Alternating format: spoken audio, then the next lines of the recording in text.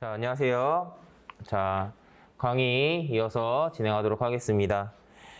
일단 지난 강의에서 바로 지난 시간에서 최단거리 경로 찾는 연습 문제를 많이 풀었었죠. 그 이후에 나와 있는 연습 문제는 문제풀이 접근법에서 봤을 때 좀 특별히 알려드릴 만한 내용은 없는 문제입니다.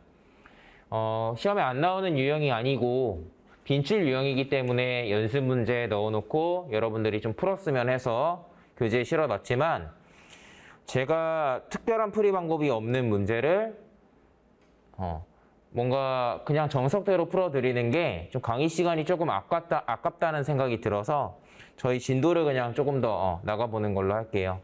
자, 그래서 제가 풀지 않고 넘어간 부분은 각자 한번 풀어보시되 저한테 질문할 수 있는 창구가 언제든 열려 있기 때문에 강의 시간에 뭔가 좀 설명 않고 넘어간 부분들, 질문하고 싶은 부분들은 저한테 좀 따로 질문해 주시면 자세히 살펴보도록 하겠습니다. 자, 여러분들 교재 222페이지 한번 볼게요. 요금, 비용, 보수, 행렬 뭐 나와 있는 건데 자, 네, 교재 222페이지이고요. 자, 한번 같이 보면서 설명을 드릴게요.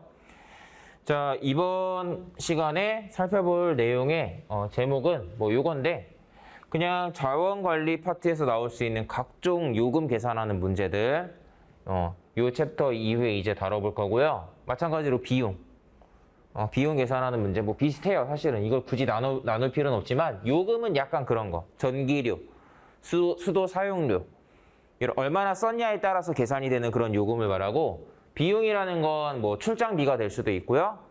아니면 어떤 뭐 비품을 구입하는 그런 비용이 될 수도 있겠죠. 약간 그런 식의 개념입니다. 보수 행렬이라는 건 나중에 잠깐 얘기하겠지만 우리가 보수를 받는다라고 하죠. 그 보수예요. 보수. 행렬이라는 건 이렇게 숫자 나열되어 있는 행렬 배웠죠? 그런 걸 말해요. 뭐라고 설명해야 될지 모르겠는데 그런 거라서 조금 이따가 보겠지만 어떤 우리가 행동을 했을 때 어떤 뭔가 전략을 취했을 때 어떤 결과를 얻어낼 수 있는지 이런 것들을 한눈에 알 수 있게 보여주는 행렬이 보수 행렬이에요. 예를 들면 내가 주사위를 던지는 그런 어떤 도박 내기를 한다. 던졌을 때 주사위 눈이 1이 나오면 얼마를 벌고 2에서 뭐 3이 나오면 얼마를 잃고 뭐 이런 식으로 어떤 결과가 나오냐에 따라서 어떤 보수를 우리가 받을 수 있는지 이런 걸 좀 나타내 볼 수 있겠죠? 그런 걸 표현하는 행렬을 보수 행렬이라고 하니까 특별한 건 아니니까 너무 무슨 단어지 그러실 필요는 없습니다. 자, 해볼게요. 자, 요금 계산 문제 정도를 오늘 좀 다뤄볼 수 있을 것 같은데요. 자, NCS 시험에서 전기요금이나 수도요금 같은 것들 여러분들이 직접 계산해야 하는 그런 문제가 종종 출제가 되고 있어요. 물론 NCS라는 시험이 뭐 다른 시험도 마찬가지겠지만 NCS라는 시험은 어쨌든 전기요금을 계산해라 라고 우리에게 어떤 질문을 던진다면 전기요금을 어떻게 계산해야 되는지를 문제에서 알려줘요. 특별한 사전 지식이 없어도 풀 수 있도록 예시를 이렇게 주고 이렇게 이 계산표에 따라서 계산을 해 이렇게 제시해 주거든요. 그런데 그렇기 때문에 어떻게 보면은 좀 배경 지식이 없어도 되는 유형이라고 할 수 있지만 배경 지식이 있는 사람은 바로 풀이를 시작할 수 있지만 배경 지식이 없는 사람은 문제 풀 때 그걸 읽고 이해하는 시간이 소요가 되겠죠. 그래서 시험에 자주 나오는 문제들은 문제에서 설명할 만한 개념이어도 미리 숙지를 하고 있는 거예요. 그렇다고 암기를 하는 개념은 아니죠. 봤을 때 바로 이해할 수 있을 정도로 여러분들이 내용을 숙지하고 있어야 됩니다. 자, 요금 계산하는 문제 정말 많이 나오고 우리나라에 이런 어떤 특히 자주 나오는 전기요금 같은 경우는 누진제를 사용하잖아요. 누진제가 뭐죠? 전기를 사용하는 그 사용량에 따라서 그 사용량 구간에 따라서 요금 단가가 이렇게 달라요. 이 표가 실제 지금 한국전력 홈페이지에 들어가 있는 가장 최신에 업데이트한 그 단가 요금 체계거든요. 아마 실제 시험에 나올 때도 이 숫자 그대로 나올 거예요. 옛날 교재, 업데이트 안 된 교재에서는 이게 또 다르겠죠? 옛날 단가로 나올 테니까. 어쨌든 최신 단가로 이렇게 해놨는데요. 보시다시피 200kW, 킬로와트시라고 읽어요. 왜 얘만 한자로 읽는지 모르겠는데 킬로와트시까지 킬로와트 곱하기 시간이란 뜻이에요. 이거는. 자, 이 구간까지는 단가가 예를 들면 뭐 83원이다. 근데 200 초과하는 구간에서는 152원으로 점프를 하죠. 그래서 전기요금이 예를 들면 사용하는 양에 따라서 이런 식으로 이렇게 늘다가 점프를 해요. 이렇게. 여기 뚝뚝뚝 올라, 이게 기하급수적으로 올라가는 느낌이에요. 그래서 이제 여름철에 이제 갑자기 전기 사용료가 평상시에는 얼마 안 나오다가 확 올라가는 거죠. 물론 여러분들이 전기요금을 낼 때 이런 것까지 고려하진 않죠. 대체로. 근데 이런 것들이 실제 시험에 나오고 제가 봤을 때 그동안 이제 많은 학생들한테 이제 모의고사나 아니면 이런 문제들을 풀어봐라 라고 했을 때 전기요금 계산을 한 번도 안 해본 친구들은 문제를 푸는데 시간이 되게 오래 걸리고 계산 방식 자체를 또 이해를 못 해가지고 그냥 아예 오답을 계산해내는 그런 경우가 적지 않더라고요. 그 말은 여러분들이 어느 정도 요 계산 방식에 대해서 좀 미리 좀 체크를 해볼 필요가 있겠다 라는 거여서 그 내용을 다루고 있습니다. 제가 한번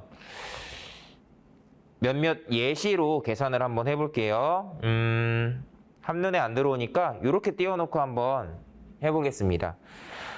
제일 하단에 여러분들 222페이지 하단에 전기요금 계산 예시라고 나와 있을 거예요. 자, 제가 이걸로 계산을 해볼게요. 주택용 전력 저압이고 5월. 자, 5월이면 이게 실제로는 여러분들 이렇게 하계 요금이랑 다른 계절 요금이 달라요. 이게 왜 다를까? 여름에 안 그래도 전기를 많이 쓰잖아요. 다들 더우니까 전기요금을 좀 이렇게 깎아주려고 여름철에는 조금 더 저렴한 가격으로 하고 있습니다. 단가를 바꾸는 게 아니라 요 사용량 구간을 바꿔서 전기요금이 조금 덜 나오도록 하고 있어요. 실제로. 자, 5월이라고 했으니까 5월 저압 주택용 전력 450이래요. 그러면 요거 5월 기타 계절이죠. 저압 450이면 요 구간에 따라서 이제 계산을 하면 될 거예요. 자, 어떻게 계산이 되냐? 자, 요거에 대해서 계산해 볼게요. 자, 일단 기본 요금은 그냥 이 450kWh가 포함되어 있는 거 계산하면 돼요. 누적되는 게 아니라 450이면 여기 400 초과죠? 요 요금으로 계산하면 돼요. 저압이니까 7,300원. 기본 요금 7,300원에다가 여기에다가 전력량 요금을 이제 더해줘요. 자, 이 450을 쓸 때 전기요금이 어떻게 나온다고요? 450 썼다고 해서 450으로 딱 계산하는 게 아니라 쓰면서 이렇게 누적되면서 쌓이는 개념이라고 그랬죠? 그래서 처음에 0부터 200까지 쓸 때는 요 요금으로 계산이 되니까 자, 0부터 200까지, 200이죠? 자, 요거에 대해서 98.1원으로 계산이 되고요. 그 다음에 여기도 다음 200까지라는 건 뭐냐면 200 초과해서 400 사이 요 구간을 말하는 거예요. 그러니까 여기도 꽉 채웠으니까 200이죠? 200에 대해서 192.7로 계산을 하라는 거고 400 초과하는 부분은 50이네요. 50에 대해서만 이렇게 계산을 하게 돼요. 자, 이렇게 계산해서 더해주면 됩니다. 문제를 조금 복잡하게 낼 때는 여기다가 뭐 국가요금자 할인 뭐 10%, 20% 이런 게 있어요. 뭐 그런 것까지 적용되는 내용이 나올 수 있고요. 이렇게 계산을 하는데 보시면 아시겠지만 얘가 450이니까 망정이지 이게 만약에 이게 437이었다. 이러면 이 숫자가 37이 되거든요. 다른 애들은 상관없어요. 이렇게 보면은 대체로 200 곱하기 200 꽉꽉 100 단위로 채워서 계산을 하기 때문에 이런 계산은 어렵지 않은데 약간 요 계산 하나가 이 마지막 끝에 이렇게 남아있는 이 나머지 애들 계산하는 게 조금은 숫자 계산이 지저분하게 나와요. 이때 어떻게 계산하면 되죠? 이 커리큘럼을 잘 따라왔으면 기억하고 있죠? 이거는 이제 어림 계산을 하는 거죠. 수리 능력 시간에 특히 강조했고, 수리 능력 시간에서도 이런 류의 곱셈 계산은 자원관리 파트에서 많이 나온다고 제가 계속 얘기를 했습니다. 그러니까 이런 계산을 어림 계산을 할 줄도 알아야 되는 거고요. 자, 뭐 이런 거고, 그 다음에 이제 조금 다른 부분을 여러분들한테 이제 설명을 해드리면 이거 오탈자 있네요. 고맙이라고 써 있어요. 고압이요, 고압. 자, 이제 교재에는 제가 수정해 두겠습니다. 웃겨가지고. 자, 수정해 두겠습니다. 그 다음에 여기 나와 있는 내용 좀 마저 설명하면 슈퍼 유저 요금. 전기를 진짜 말도 안 되게 쓰는 애가 있다. 그러면 너는 이 1000 초과하는 거에 대해서는 정말 더 높은 단가로 이렇게 받아 먹을 거야 라는 의미예요. 이해되죠? 그래서 슈퍼 유저 요금은 사실 요 밑에다가 한 칸 이렇게 넣어도 되는 건데 전력량 요금에만 해당하는 거니까 따로 이렇게 각주에 들어가 있는 경우가 많고요. 그 다음에 아랫부분 한번 볼게요. 자, 여기 주택용 전력요금 하계라고 나와 있는 거 보시면 이게 별거 아닌데 그냥 상식적으로 좀 이해를 하고 있읍시다. 0에서 200에 해당하는 구간 98원으로 계산하고 그 다음 200은 이걸로 계산하죠. 근데 이 밑에 구간을 보시면 어떻게 해요? 0에서 300까지가 98이죠. 그러니까 더 적은 이 단가로 계산되는 부분이 많아진 거죠. 그렇게 해서 전기요금을 감면해 주는 거예요. 그런 원리고 그것만 다를 뿐이지 이런 건 다 똑같다. 자, 이걸 기억하고 계시면 되겠습니다. 별거 아닙니다. 전기요금 계산하는 거 한번 연습해 보도록 하겠습니다. 바로 다음 페이지로 갈게요. 예제 45번. 요거는 제가 푸는 게 좋겠죠? 여러분들은 뒤에 있는 연습 문제를 제가 이따가 한번 풀어보라고 말씀을 드릴 테니까 요거는 한번 제가 해보겠습니다. 네, 예제 45번 풀어볼게요. 네, 자, 다음 자료는 전기요금 산정 방식에 대한 자료라고 나와 있습니다. 자, 이 부장은 7월에 327만큼 사용을 했대요. 자, 이 문제는 몇 월 달인지를 계산할 필요는 없는, 체크할 필요는 없는 문제였어요. 자료는 하나니까. 327만큼 썼다고 했을 때 저압으로 계산하고 원 단위 미만은 절사한다. 이게 무슨 뜻이죠? 123.4원으로 계산이 되면 이 원 단위 원 미만이라는 건 뭐냐면 우리가 원래 요거 0.4원이라는 개념이 없죠. 전이라는 개념이 있을걸요? 몇 전? 안 쓰죠, 지금은? 근데 있어요, 실제로 그 단위가. 없진 않아요. 근데 원 단위 미만을 절사한다라는 건 이 소수점을 계산하지 말라는 거고 반올림의 개념이 아니라 그냥 이렇게 난리라는 뜻이에요. 10원 미만 절사한다라고 하면 그냥 이렇게 120원으로 계산이 되는 거고요. 이 절사한다라는 표현이 그 표현이에요. 자, 해볼게요. 자, 그러면 327만큼 썼으니까 저압이죠. 기본 요금은 1,600원이에요. 그 다음에 327만큼 썼으니까 1,200에 해당하는 구간은 요걸로 계산이 되고요. 그 다음에 127에 해당하는 구간, 요 구간에 해당하는 127에 해당하는 값은 192.7로 이렇게 계산이 되겠죠. 자, 끝입니다. 자, 이 계산만 하면 되는 건데 제가 아까 얘기했지만 이 계산에서 그냥 그래도 귀찮은 건 얘예요. 그래서 요거를 간단하게 계산하는 방법을 복습 차원에서 한번 설명을 드릴 건데 어쨌든 계산 과정은 요거라는 거. 단순하죠? 자, 이렇게 하는 거고 다시 처음으로 좀 들어가 볼까요? 자, 선택지 지금 다 나와 있진 않지만 요거 한번 봐요. 여러분들 교재 밑에 나와 있는 선택지 한번 보세요. 자, 선택지에 있는 숫자들을 봤을 때 어떤 생각이 드는지를 얘기해 보란 얘기예요. 이걸 정확하게 계산해야 될까? 아니면 적당히 어림 계산해도 될까? 이런 부분을. 계산 문제는 늘 이렇게 선택지를 사실 먼저 보는 거예요. 선택지를 봤을 때 얘네들이 정말 촘촘하게 막 숫자 조금씩만 다르게 이렇게 들어가 있다 그러면 어림 계산 어림도 없죠. 그냥 해야 돼요. 만약에 해야 되면 전 이렇게 할 것 같긴 해요. 예를 들면 문제를 여러분들 이거 되게 지저분하게 내면 어떻게 낼 것 같아요? 이 정답이 몇 번이죠? 정답은 2번이라고 하니까 더 촘촘하게 한번 만들어 볼까요?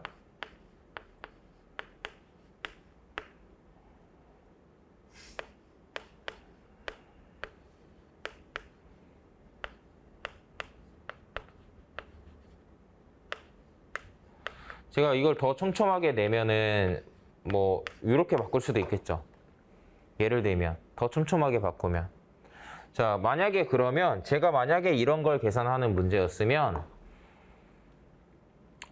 뭐 일단은 그냥 정확하게 계산을 했을 수도 있을 것 같은데 만약에 이렇게 나와 있었다 그러면 이 끝에 두 자리만 계산하면 되죠. 그러면 이제 어떻게 계산하냐면 무슨 말이냐면 선택지를 봤을 때 이 끝에 두 자리가 이렇게 좀 두 자리 끝에 한 자리로는 구분이 안 돼요 지금. 끝에 두 자리를 봤을 때 답이 구분이 되는 것 같다 그러면 우리에게 이제 필요한 정보는 10원 단위랑 12자리랑 1위자리 숫자만 중요한 거죠. 그쵸? 그러면 제가 그걸 어떻게 푸냐? 이건 애초에 생각도 안 하는 거야. 기본 요금은 처음부터 생각도 안 하고요. 얘 어때요? 10원 단위 나오는 부분만 계산하면 이건 20원이거든요. 여기선 20원만 기억해요. 자, 여기서도 10원 단위 나오는 부분만 계산할 거예요. 이런 거 할 때 어떻게 하냐면 숫자를 막 쪼개는 거야. 이렇게 쪼개고 이렇게 나눠서 보세요. 10원 단위 이하가 뭐 나오는지. 얘 자연수로 곱하면 안 되죠? 자, 얘는 얘랑만 곱하는 거예요. 70원 나와요. 얘는요, 잘 봐봐요. 102자리 숫자로 계산할 때 이거 하나 봤죠? 12자리 숫자로 계산할 때는 두 개를 봐야 돼요. 하나 더 늘어나요. 두 개 곱하면 얼마예요? 54인가요? 54? 54죠? 얘 계산할 때는 어떻게 해야 돼요? 얘까지는 해야 돼요. 여기까지. 세 자리. 귀찮죠? 귀찮지만 정확하게 계산하는 것보다는 조금 더 나을 거예요. 이런 식으로 계산하는 방법이 있어요. 77에 49, 14, 6, 7에 63, 4. 여기 4겠죠? 이렇게 되니까 예를 들면 여기 절사되면 이렇게 돼서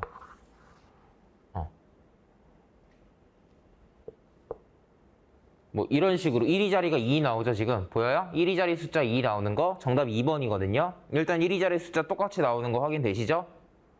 아마 12자리까지도 하면 제가 실수하지 않은 이상은 정확하게 나올 것 같아요. 9, 9, 8 82원 나오는 거 2번 나오죠? 계산을 이렇게 할 수도 있어요. 다만 연습은 좀 해야겠죠? 이렇게 이런 거 102자리로 계산할 때는 하나만, 두 개 계산할 땐 두 개, 이거 1위 자리 계산할 땐 이렇게 세 자리. 이런 거 기억해놔요.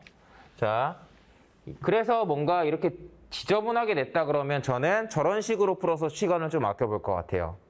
자, 근데 이 정도로 나왔다 그러면 어떻게 해요? 어림 계산하는 거죠. 그 느낌, 이 느낌이 중요하다 그랬어요. 이 느낌이 뭐예요? 이 느낌, 그러니까 기준이 아니라 느낌이라고 얘기하면 애매한데 사실 기준이죠.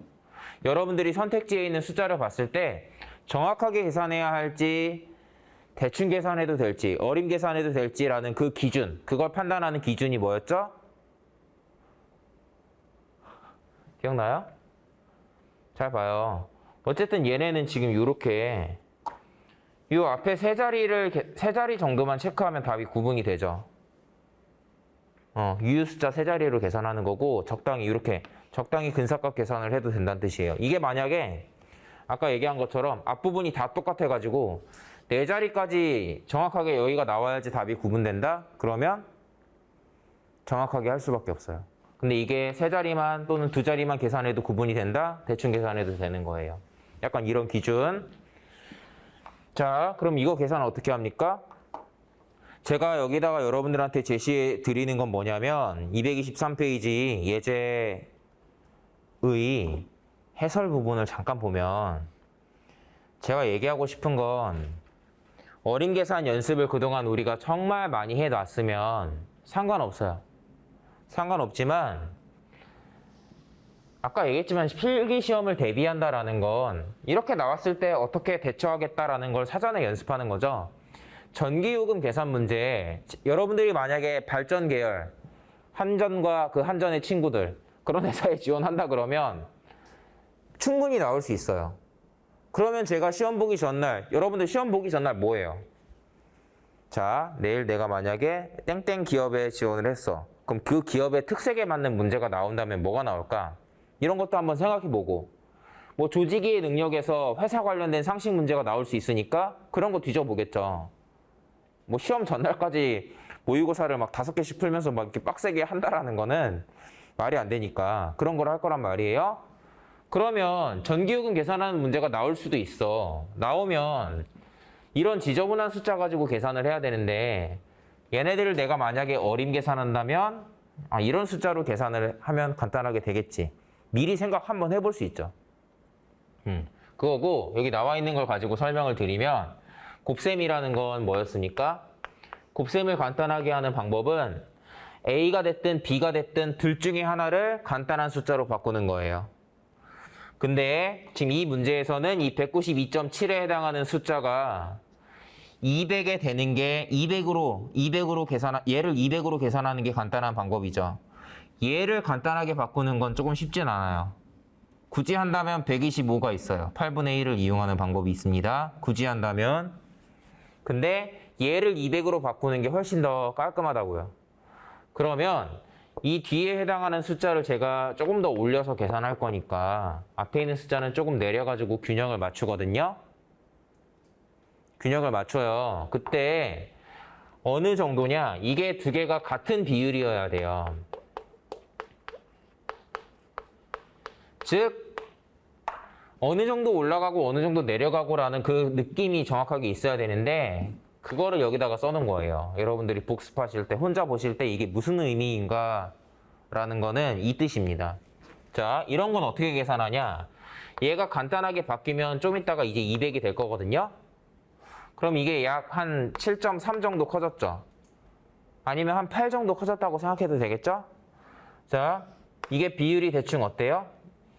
192.7에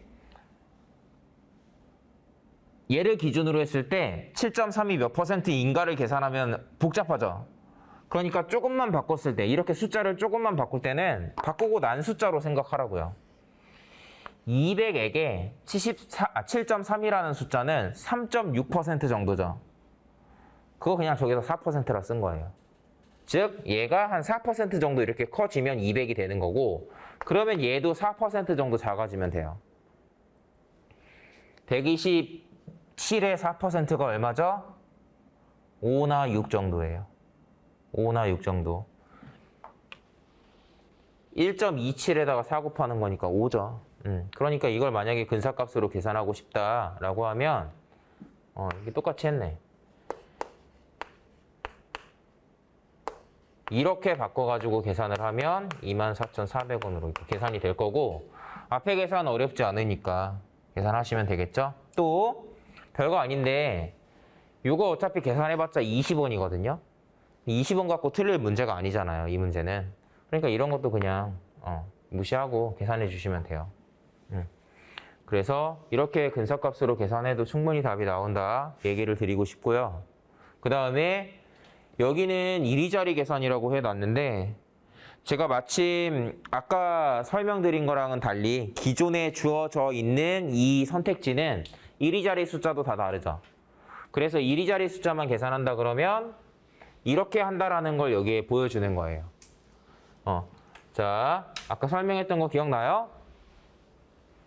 자, 이리자리만 계산한다고 하면 아까 제가 12자리까지 계산할 때 어떻게 하는지를 강의에서 설명을 드렸죠?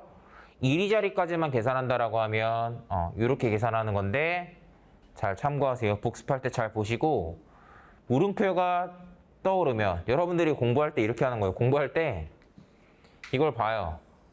뭐야 이거? 갑자기 왜 이렇게 해?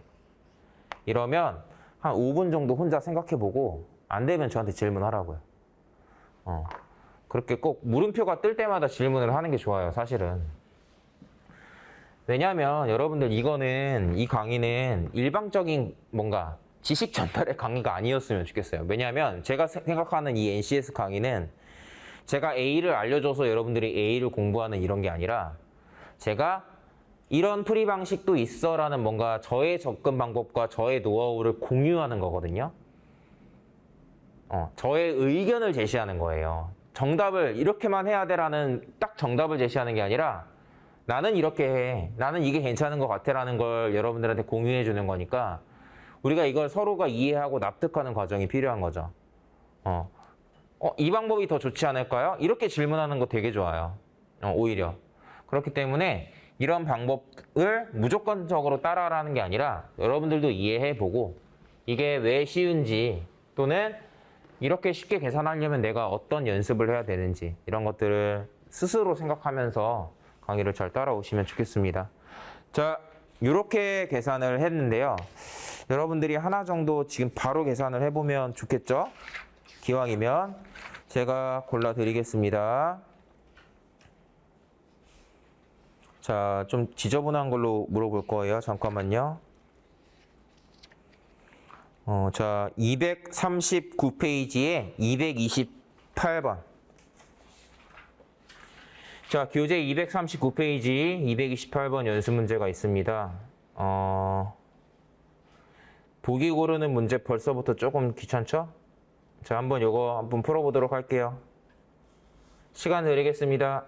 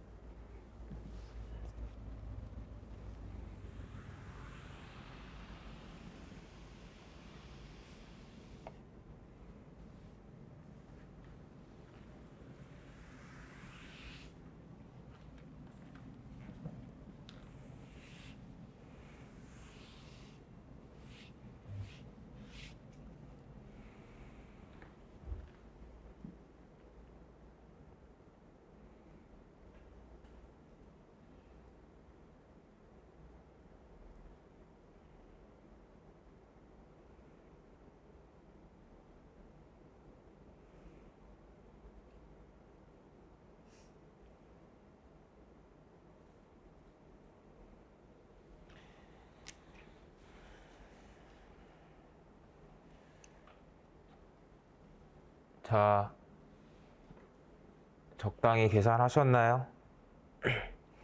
일단 계산 자체를 연습해 보기 위해서 푸는 거니까 적당히 계산하는데 아까처럼 선택지에서 숫자 고르는 문제가 오히려 우리가 어림 계산을 적용할 수 있으니까 더 편하지. 여기 나와 있는 그 보기 A처럼 이 둘의 차이가 딱 얼마다라고 얘기하는 이런 내용이 나오면 이거는 정확하게 계산을 할 수밖에 없는 거예요. 그러니까 여러분들이 사실 A를 본 순간 이걸 내가 정확하게 계산해야 된다고? 다른 보기를 먼저 볼까? 약간 이런 생각을 하실 수 있었으면 더 좋았을 것 같고, 장난하는 것처럼 느껴질 수도 있겠지만 보기 C를 보면 답이 그냥 나오는 문제였어요. 잘 생각해봐요. 여러분들이 혹시 순진하게 풀어서 진짜 A부터 그냥 일일이 계산하진 않았는지, 그냥 C가 제일 간단하게 확인되는 거니까 일단 C를 먼저 체크해볼까? 이런 생각을 할 수 있진 않았는지 생각은 하되 이런 식으로 나오진 않을 거예요, 대체로. 왜냐하면 너무 쉬운 거 하나만 체크했을 때 답이 나오도록 문제를 잘 내진 않아요. 이렇게 잘 나오진 않지만 경각심을 드리려고 한번 이렇게 그냥 넣어놨습니다. 자, 볼게요. 귀찮죠? 자, A부터 보겠습니다. 5월과 8월 요금 계산해보래요. 자, 5월 요금은요. 둘 다 564를 썼어요. 자, 5월은 여기죠. 5월은 이걸로 계산하면 일단 둘 다 기본 요금은 똑같이 들어가요. 그러니까 금액 차이를 계산할 때 기본 요금의 차이는 없을 거예요. 그 다음에 자, 얘는 300에 해당하는 구간이 98.1원으로 계산이 되고요. 그 다음에 150에 해당하는 구간이 192.7원으로 계산이 되고, 그 다음에 114인가요? 114에 해당하는 게 285.4로 계산이 될 겁니다. 얘는요, 200에 해당하는 구간이 98.1로 계산되고, 또 200에 해당하는 구간이 192.7로 계산이 되고요. 그 다음 164인가요? 164에 해당하는 구간이 285.4로 계산이 될 거예요. 자, 아까도 얘기했지만 여름이 전기요금이 더 저렴하다고 얘기했었죠. 같은 양을 썼으니까 얘가 더 저렴할 거예요. 그러니까 이 밑에 게 더 비용이 더 크고, 여기에서 이 위에 거를 뺀 결과를 찾는 거죠. 자, 그러면 만약에 A를 구하기 위해서 우리가 직접 차를 구해야 된다라고 하면 이거 계산 안 할 거고, 빼면 얼마예요? 여러분들이 이것도 진짜 별거 아닌데 이거 일일이 다 계산해서 빼지 않았길 바랍니다. 이해되죠? 빼면 얼마예요?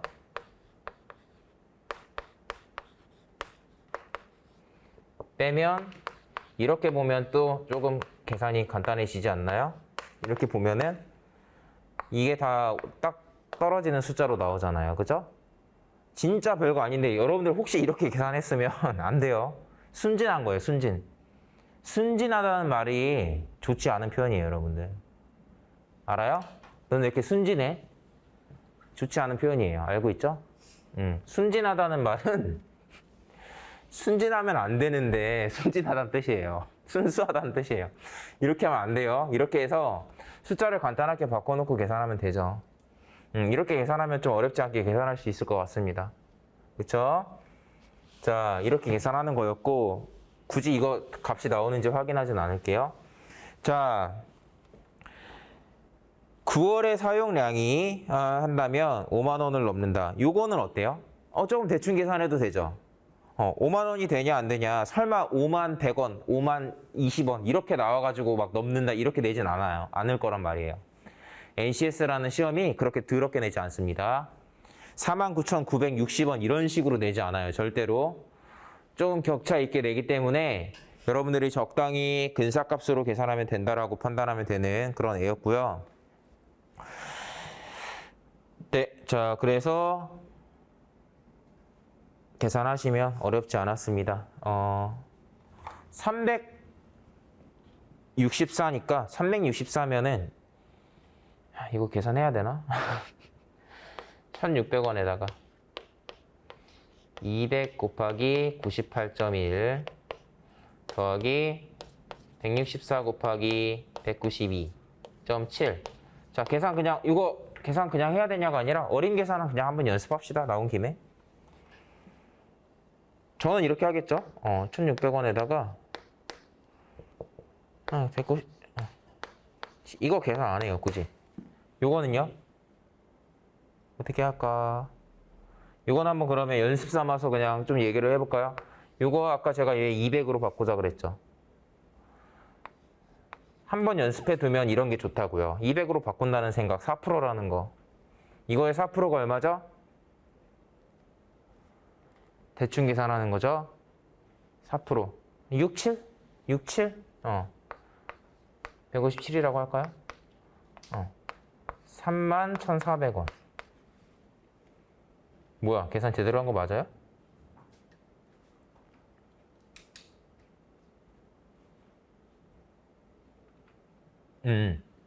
맞아요? 저 계산 제대로 했나요, 여러분?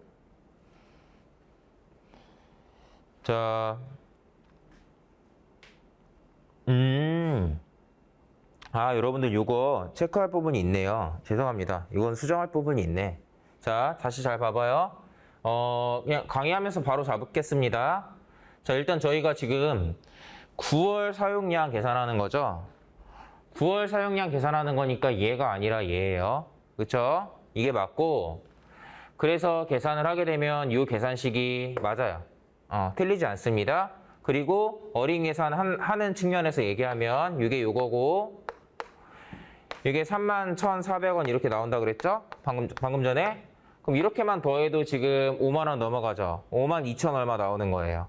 그러니까 5만 원을 넘는다라고 나와 있는 이 B는 옳은 내용이 되는 거죠. 맞죠? 제가 지금 잘못 보고 있는 거 아니죠?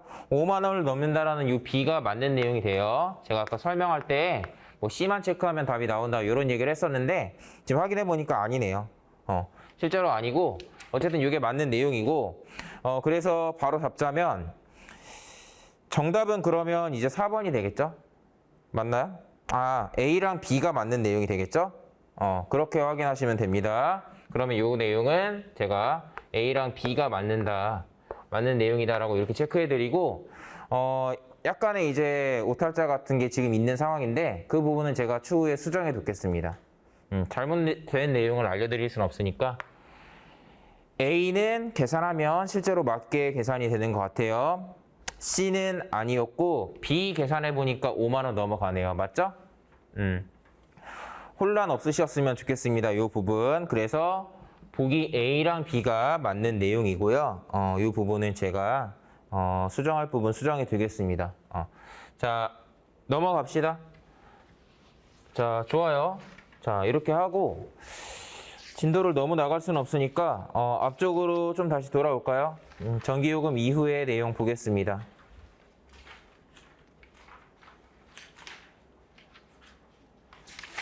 빠르게 한번 설명을 드려볼게요. 일단은 특정 예제들은 저희가 오늘은 시간이 별로 없기 때문에 다음 강의 시간에 좀 같이 다뤄볼 예정인데요. 설명 필요한 부분만 미리 한번 얘기해 볼게요.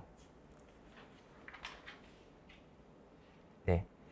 남은 시간 또 보수행렬 좀 같이 봅시다. 설명할 만한 거 한 10분 동안 설명할 만한 게 요거밖에 없어요. 자, 보수행렬 설명 드릴게요. 사실 보수행렬이라는 게 뭐냐면 요 맨 밑에 지금 230페이지거든요.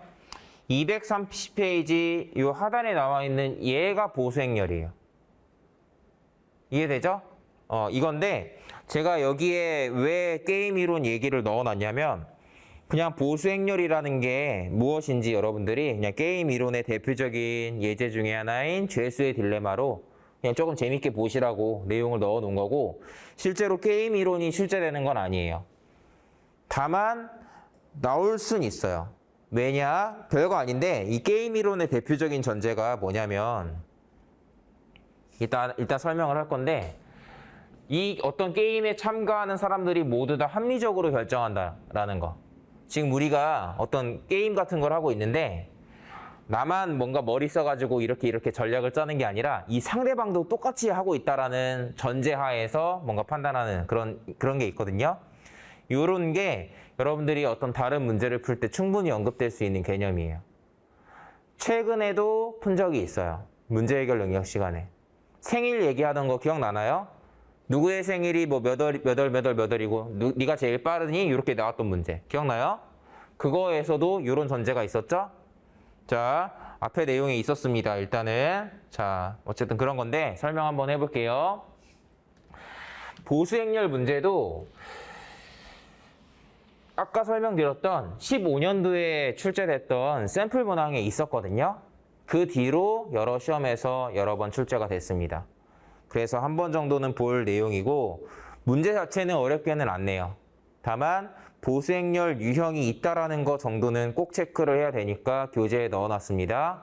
자, 여기 써 있는 거 한번 설명해 볼까요? 게임 이론이란 행위자들 간의 전략적 상호작용을 분석하는 이론이다. 자, 그래서 어떤 행위자에게 돌아오는 보수가 자기뿐만 아니라 다른 사람의 행동에 의해서도 영향을 받는다. 이렇게 나와 있는데 이 대표적인 예시가 그거 있어요. 이 게임의 이름이 기억 안 나는데 뭐냐면 티슈 같은 거 있죠. 티슈, 화장지. 이렇게 딱 던져서 누굴 맞춘다. 티슈를 제가 이렇게 꾸겨서 막 던지는 게 아니라 이 펴져 있는 상태로 화장지를 제가 예를 들면 이렇게 던져서 누구를 맞춘다고 하면 이게 내 의도대로 잘 날아가지 않죠. 잘 모르죠. 하지만 가까울수록 맞힐 가능성이 높아져요. 이게 어떤 게임이 있냐면 두 사람이 이렇게 좀 어느 정도 거리가 이렇게 떨어져 있는 데에서 티슈를 이렇게 갖고 있고 이걸 상대방한테 던져서 맞추면 이기는 거예요. 맞히면. 이해되죠? 맞히면 이기는 건데 내가 할 수 있는 행동은 딱 두 개야. 티슈를 던져서 휴지를 던져서 쟤를 맞히거나 그러니까 던지거나 아니면 한 발 앞으로 이렇게 오는 거예요. 이해되죠? 근데 이거는 한 번밖에 못 던져요. 휴지는 한 번밖에 못 던지고 그러니까 정확하게 맞출 수 있다라는 확신이 들 때 던지겠죠? 그럼 그때까지 못 던지니까 자기 차례에서 한 발 앞으로 가는 거예요. 얘가 예를 들면 안 될 것 같은데? 라는 생각이 들면 한 칸 앞으로 오겠죠. 이런 생각을 하면서 얘네들이 이렇게 좁아져요. 이게 조금씩 와. 그럼 오다 보면 어느 순간 무슨 판단을 하게 되냐면 지금 던졌을 때 못 맞힐 것 같은데 대신에 내가 못 맞히더라도 한 칸 앞으로 가야 되거든요. 한 칸 앞으로 가면 맞을 것 같은 거야. 그런 상황에서 우리가 어떤 행동을 해야 돼요, 그러면? 한 발 앞으로 나오면은 다음 턴에 내가 맞을 것 같아요. 근데 지금 던졌을 때는 불확실해. 어떻게 해야 되죠? 여러분들이 이런 거, 뭔가 이런 단순한 게임에서도 이런 전략적인 부분을 생각을 하겠죠? 어차피 한 칸 앞으로 가면 지는데 던져야지. 이럴 수도 있고, 안 맞을 수도 있으니까 앞으로 가는 전략을 선택할 수도 있어요. 이런 것처럼 어떤 특정 규칙하에서 나만 이렇게 생각하는 게 아니라 얘도 이렇게 생각하거든요. 그러니까 뭔가 이런 전략적인 것들을 생각해서 어떤 행동을 취하는 게 가장 이득이 되는 행동인지 그런 걸 다루는 뭔가 학문의 이름이 게임 이론이에요. 이거 되게 재밌어요. 그래서 약간 흥미를 돋구려고 이런 내용을 넣어놓은 건데 뭐 게임 이론과 관련해서는 이런 게 있어요. 예를 들면 여러분들 이것도 시험에 나왔던 거라서 소개를 한번 합니다. 시험에 나왔던 소재예요. 뭐냐면 이렇게 네모난 형태의 어떤 지역이 있다고 해요. 그래서 제가 예를 들면 카페를 창업을 하려고 하거든요. 카페를 창업을 하면 당연히 카페를 창업을 하려고 하고 이 지역에 사는 사람들은 이렇게 동일한 밀도로 이렇게 살고 있는데 자기네 집에서 제일 가까운 카페로 가는 거예요. 근데 이제 두 경쟁자가 있는 거죠. 카페가 두 개예요. 예를 들면 여러분들 카페가 두 개예요. 카페가 두 개면 이 두 개의 카페가 어느 위치에 어느 지점에 위치하는 게 가장 좋겠어요? 이게 되게 단순하게 봤을 때는 약간 이런 지점에 하나씩 그냥 들어가서 사람들이 이렇게 다 그냥 이렇게 적절하게 나눠 갖는 이렇게 약간 평화롭게 그 수율을 나눠 갖는 위치에 이렇게 들어가는 게 좋죠. 이렇게.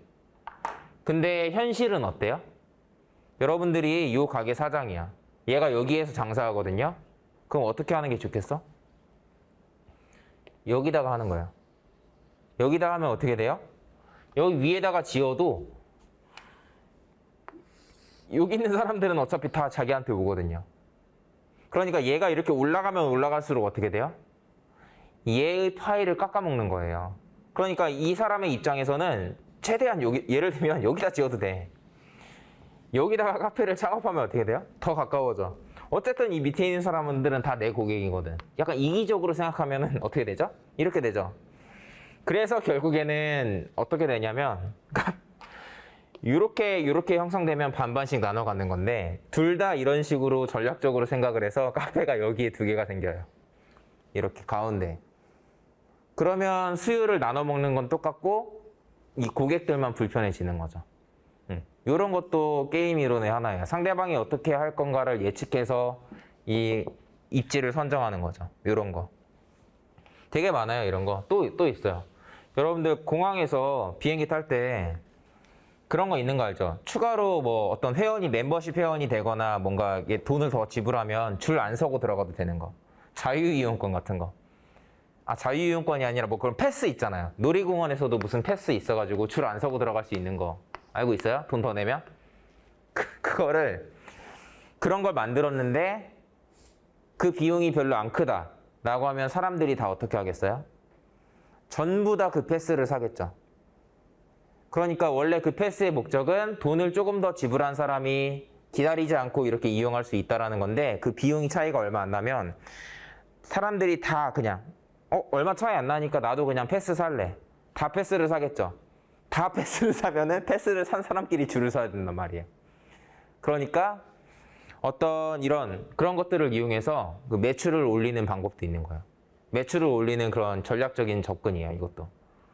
이런 걸 상품을 만들면 너네 돈 있으면 줄 서지 말고 와 하는데 일부러 가격을 애매하게 잡는 거지. 그럼 사람들이 다 그걸 사잖아요. 그럼 똑같은 거야. 상황이 바뀌지 않는데 매출만 올라가는 거죠. 그런 식으로 하는 접근도 있는데 어쨌든 그런 것들을 다루는 이론입니다. 되게 재밌어요. 공부 안 될 때 좀 찾아보셔도 좋을 것 같아요. 자, 여기 나와 있는 재수의 딜레마가 뭔지 정도만 설명하고 이 보수행렬이 무엇인지 좀 익숙해지라는 개념으로 좀 설명하고 문제풀이는 좀 다음 시간에 해보겠습니다.